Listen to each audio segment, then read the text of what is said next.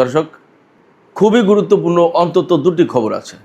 একটি খবর হচ্ছে গতকাল সিরিয়ায় তুরস্কের অবস্থানে ইসরায়েল হামলা চালানোর পর তুরস্ক অনেকটা চুপ হয়ে গিয়েছিল বলে আমরা ভাবছিলাম, কিন্তু এখনকার খবর হচ্ছে তুরস্ক পরিকল্পনা করছে তারা S-400 ক্ষেপণাস্ত্র প্রতিরক্ষা ব্যবস্থা দিয়ে ইসরায়েলের যুদ্ধ বিমানে আঘাত করবে। ইসরায়েল সুস্পষ্ট করে বলেছে, যাই হোক তাই হোক, সিরিয়ায় তুরস্কের কোনো বিমান উপস্থিতি অর্থাৎ সিরিয়ায় তুর্কি বিমান বাহিনীর উপস্থিতি কোনোভাবেই মেনে নেবে না। সিরিয়ায় তুর্কি বাহিনীর উপস্থিতি মেনে নেয়া না নেয়ার কে ইসরায়েল, সে প্রশ্ন কিন্তু থেকে যাচ্ছে। আমরা সামনে এগিয়ে গেলে আরও যে গুরুত্বপূর্ণ খবর পাই সেটি হচ্ছে ইরানের জাতীয় নিরাপত্তা এবং পররাষ্ট্রনীতি সম্পর্কিত যে সংসদীয় কমিটি, সেই কমিটির সদস্য ফাদা হোসেইন মালিকি, তাকে জিজ্ঞেস করা হয়েছে আমেরিকা যদি ইরানের উপরে পরমাণু বোমা দিয়ে হামলা চালায় ইরান কি করবে। তার জবাবে তিনি কি বলেছেন? অত্যন্ত গুরুত্বপূর্ণ কথা তিনি বলেছেন, যেটা আমি অনেকটা গত পরশুদিনের ভিডিওতে বলেছিলাম। সুপ্রিয় দর্শক, এই দুটি বিষয়ের পাশাপাশি আরেকটি গুরুত্বপূর্ণ খবর আমি আপনাদেরকে জানাই। ইরান পরিকল্পনা করছে আমেরিকা যদি এবার ইরানের উপর হামলা চালায় তাহলে ইরান এই যুদ্ধকে মিডল ইস্টের বাইরে, মধ্যপ্রাচ্যের বাইরে নিয়ে যাবে এবং সুনির্দিষ্ট দুটো দেশকে অন্তত টার্গেট করে রেখেছে। কারা সেই দুটো দেশ এবং মধ্যপ্রাচ্যের বাইরে আসলে ইরান এই যুদ্ধকে কোথায় নিয়ে যেতে চায় এবং কেন এই প্রশ্ন আসছে। একই সাথে আর একটা গুরুত্বপূর্ণ খবর আছে, ইসরায়েল কাতারকে তার স্বার্থের চরম বিরোধী একটি দেশ হিসেবে বিবেচনা করছে, যার কারণে কাতারকে এখন থেকে আর প্রতিরক্ষা সরঞ্জাম রপ্তানি করবে না, দেবে না। দর্শক, এতক্ষণ যে বিষয়গুলো আমি আপনাদের সামনে শিরোনাম আকারে তুলে ধরলাম, এই বিষয়গুলো নিয়ে এখন আমি বিস্তারিত আলোচনা করতে যাচ্ছি। আশা করছি আপনাদেরকে শেষ পর্যন্ত সঙ্গে পাবো। আর যদি ভিডিও ভালো লাগে তাহলে বরাবরের মতোই আমার আবেদন, লাইক, কমেন্ট, শেয়ার করবেন এবং চ্যানেলটি সাবস্ক্রাইব করে সাথেই থাকবেন। দর্শক, চলুন আমরা বিস্তারিত আলোচনা করি। প্রথম যে আলোচনাটি সেটি হচ্ছে গতকাল সিরিয়ায় তুর্কি অবস্থানে ইসরায়েল বিমান হামলা চালিয়েছে। এক দফা নয়, দুই দফা নয়, 8 দফা, 8 বার হামলা চালিয়েছে। সিরিয়ার একটি নষ্ট হয়ে যাওয়া বিমান ঘাঁটি পুনর্নির্মাণ করছিল এবং ঘাঁটিটির সবচেয়ে গুরুত্ব এখানে, এই বিমান ঘাঁটিটি তুরস্কের সীমান্ত থেকে মাত্র 70 কিলোমিটার দূরে।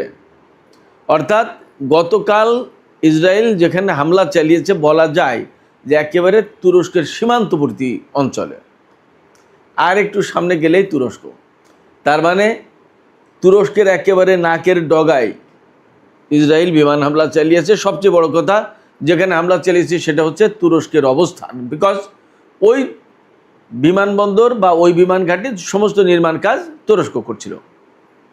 এখন গতকালের এই হামলার পর তুরস্ক একদম চুপ, ঝিম মেরেছে, বলা যায় কোনো কথা নেই।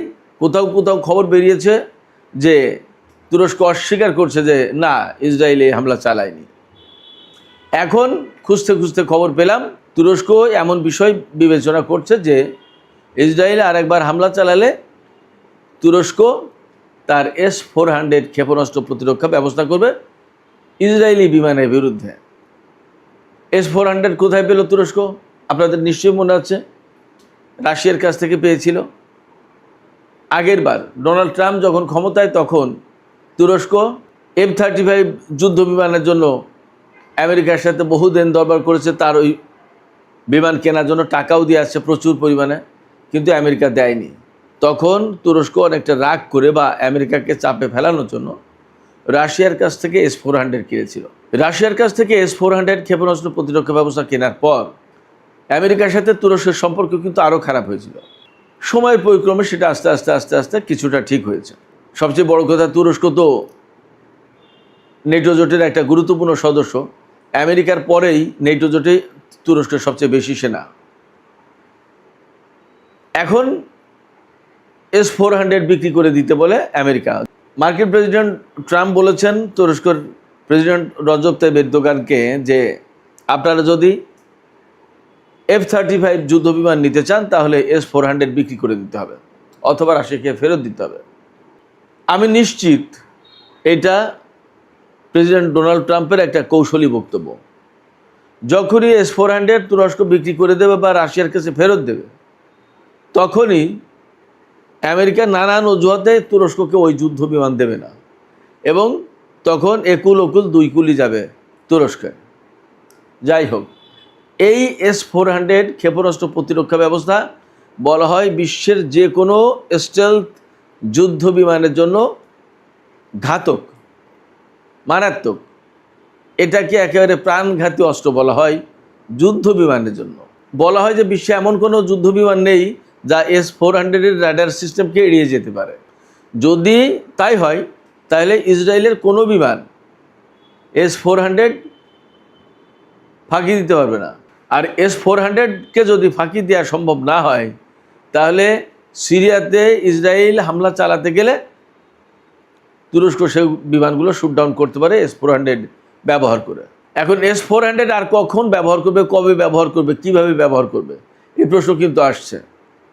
এর জবাব হচ্ছে ইসরায়েল নিজেই বলেছে যে তারা কোনো মতেই সিরিয়াতে তুরস্কের অবস্থান মেনে নেবে না, বিশেষ করে বিমান বাহিনী। এমনকি সেটা যদি তুর্কি বাহিনী না হয়ে সিরিয়ারও কোনো বিমান বাহিনী হয় তাও মেনে নেবে না। ইসরায়েলের প্রধানমন্ত্রী বেনিয়ামিন নেতানিয়াহু একদম সুস্পষ্ট করে বলেছে যে তাদের হাতে MiG-29 থাকুক আর তুরস্কের হাতে F-16 থাকুক, যাই থাকুক না কেন, সিরিয়ায় তুরস্কের যে কোনো অবস্থানের বিরুদ্ধে হামলা চালানো হবে এবং সিরিয়ার কোনো বিমান বাহিনীকে ইসরায়েল মেনে নেবে না। কেন মেনে নেবে না? ইসরায়েল বলছে যে মেনে নেব না এই কারণে, সিরিয়ার যখনই বিমান বাহিনী থাকবে বা সিরিয়াতে তুরস্কের বিমান বাহিনীর অবস্থান থাকবে, তখন ইসরায়েল মনে করে সিরিয়ার বিমান বাহিনী যদি গড়ে ওঠে তাহলে সিরিয়ার আকাশে ইসরায়েল কোনো মতেই ফ্রিলি তার বিমান চালাতে পারবে না। আর তুরস্ক যদি সেখানে বিমান বাহিনী মোতায়েন করে তাহলে একই সমস্যা তার। অতএব সিরিয়ার আকাশ বিমান মুক্ত করার জন্য ইসরায়েল সিরিয়ার বিমান বাহিনীর উপরে অথবা তুরস্কের অবস্থানে বা তুরস্কের বিমান বাহিনীর উপর হামলা চালাবে, তাতে যাই ঘটুক। ব্যাপারটা এরকম। অর্থাৎ সিরিয়া যতই স্বাধীন সার্বভৌম দেশ হোক তাতে ইসরায়েলের কিছু আসে যায় না। ইসরায়েলের জন্য তার আকাশ মুক্ত থাকতে হবে, এটা হলো ইসরায়েলের কথা। এখন এই জায়গায় তুরস্ক কি করবে, সিরিয়া কি করবে, তাদের ব্যাপার, তারা বুঝুক। বাট ইসরায়েলের প্রত্যাশা হচ্ছে এই। যদিও ইসরায়েলের যে প্রত্যাশা, এটা কোনো স্বাভাবিক রাষ্ট্রের কথা হতে পারে না। একটা স্বাধীন সার্বভৌম দেশের উপরে আর একটা দেশ বা আর একটা শক্তি এইভাবে ইচ্ছামতো বিমান চালাবে, যা খুশি তাই করবে, এটা হতে পারে না। এটা কোনো সভ্য রাষ্ট্রের, কোনো সভ্য ব্যক্তির বক্তব্য হতে পারে না। বাট ইসরায়েল তাই করছে, তাই বলছে। এখন ইসরায়েলের বিরুদ্ধে কি করবে সেটা তুরস্ক বুঝুক, সেটা সিরিয়া বুঝুক বা তার বন্ধুরা বুঝুক। এখানে একটা প্রশ্ন হচ্ছে, সিরিয়ার আকাশটা কেন এরকম একদম মুক্ত থাকতে হবে ইসরায়েলের বিমানের জন্য, যাতে কোনো বাধা না আসে? কেন? তার প্রথম এবং প্রধান কারণ একটাই, সেটা হচ্ছে ইরান। সৌদি আরবের ইরাকের উপর দিয়ে এসে ইরানে হামলা চালানো কঠিন একটা কাজ।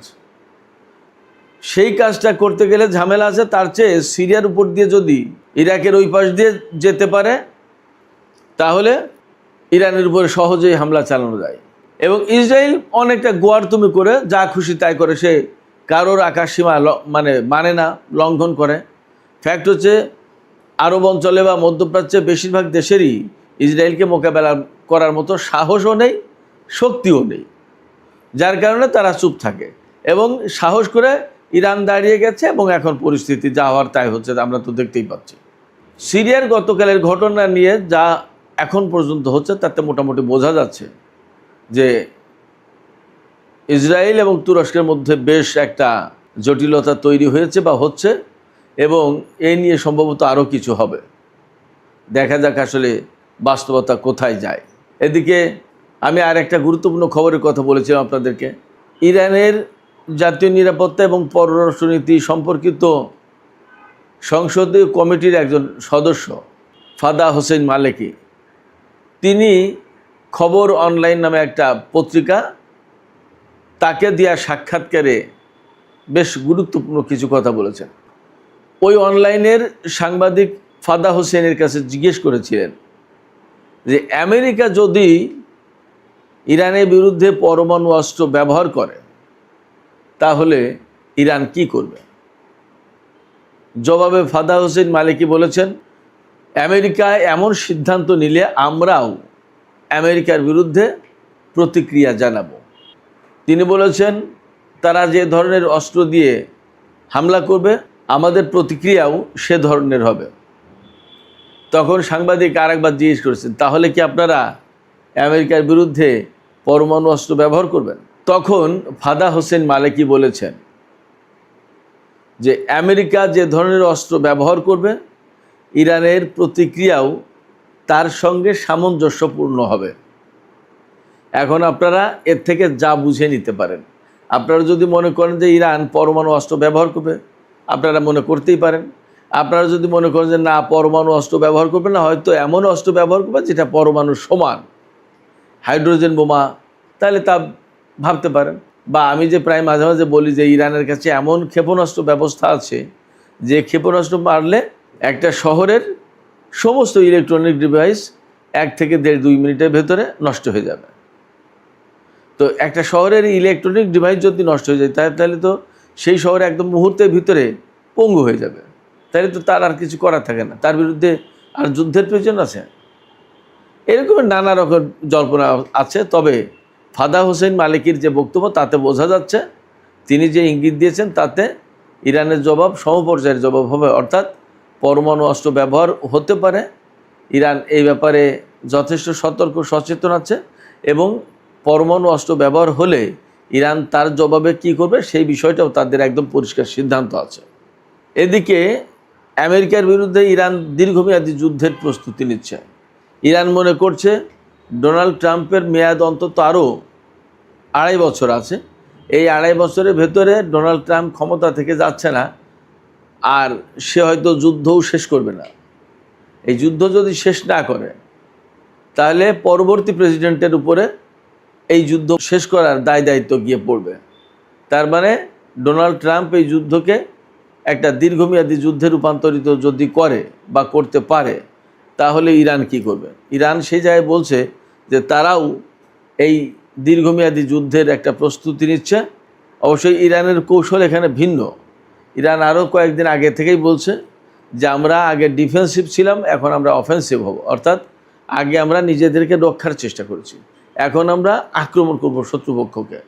সেক্ষেত্রে আমেরিকা যুদ্ধ যতই দীর্ঘমেয়াদী করে টেনে নিয়ে যাওয়ার চেষ্টা করুক, ইরান কিন্তু এখন আক্রমণের মাত্রা বাড়াবে আমেরিকার উপরে। এবং আমেরিকার উপরে যখনই আক্রমণের মাত্রা বেড়ে যাচ্ছে তখন আমেরিকা এই অঞ্চলে থাকবে কি থাকবে না, যুদ্ধ চালাবে কি চালাবে না, তাদের ক্ষয়ক্ষতির মাত্রা কি পর্যায়ে থাকবে, এই সমস্ত অনেক কিছু ভাবতে বাধ্য হবে। হয়তো তখন আমেরিকা এই অঞ্চল ছেড়ে চলেও যেতে পারে। ইরানের টার্গেট এইটা। সেই জন্য ইরান বলছে যে আমরা দীর্ঘমেয়াদী যুদ্ধের প্রস্তুতি নিচ্ছি। তবে ইরানের যে টার্গেট এখন সেটা হচ্ছে যে আমেরিকার বিরুদ্ধে আক্রমণাত্মক যুদ্ধ শুরু করা এবং আক্রমণাত্মক যুদ্ধের মাধ্যমে আমেরিকার উপরে চাপ সৃষ্টি করা যাবে এবং সেখান থেকে তারা যুদ্ধ শেষ করতে বাধ্য হবে, আর হরমুজ পণ্ডিত খোলা হবেই না।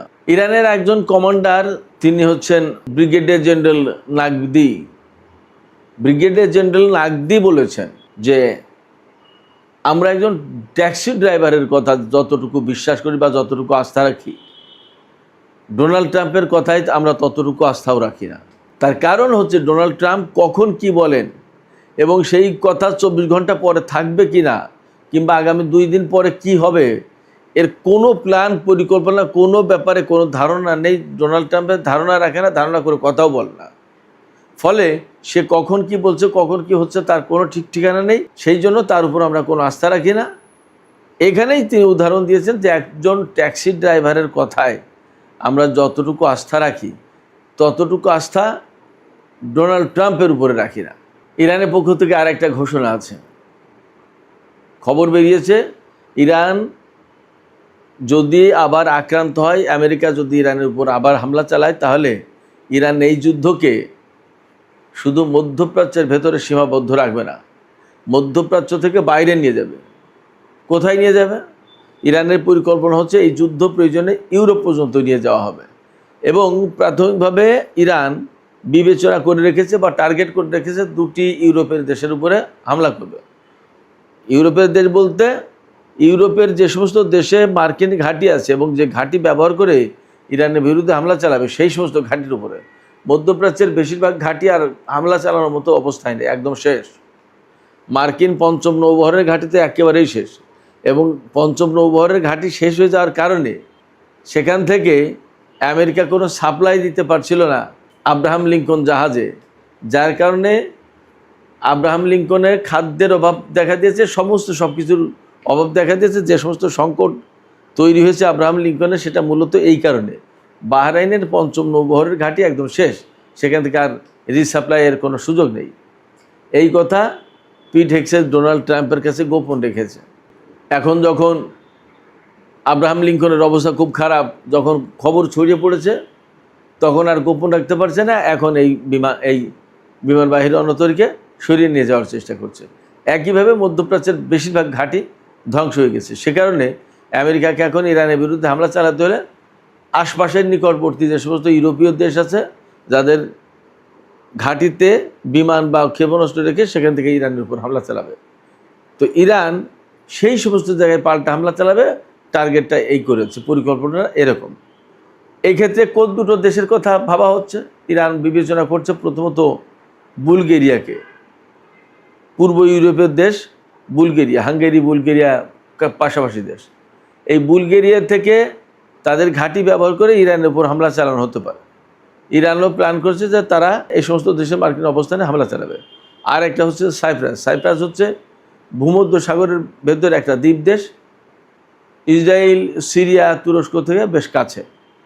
এই সাইপ্রাস বেসিক্যালি ইউরোপের ভেতরে পড়েছে এখন দেশ হিসেবে। এই সাইপ্রাস থেকেও সেখানে সাইপ্রাসের ঘাঁটি ব্যবহার করে আমেরিকা ইরানের উপর হামলা চালাতে পারে। যদি হামলা চালায় তাহলে ইরান সাইপ্রাসের উপরেও হামলা চালাতে পারে। এদিকে ইসরায়েল ঘোষণা করেছে তারা আগে কাতারকে যেভাবে বন্ধু দেশ মনে করতো, এখন আর সেভাবে মনে করছে না, বরং তারা মনে করছে যে কাতার ইসরায়েলি স্বার্থের বিরুদ্ধে কাজ করছে, এবং এই কারণে ইসরায়েল কাতারের কাছে আর প্রতিরক্ষা সরঞ্জাম বিক্রি করবে না। এটা একটা নতুন ডেভেলপমেন্ট।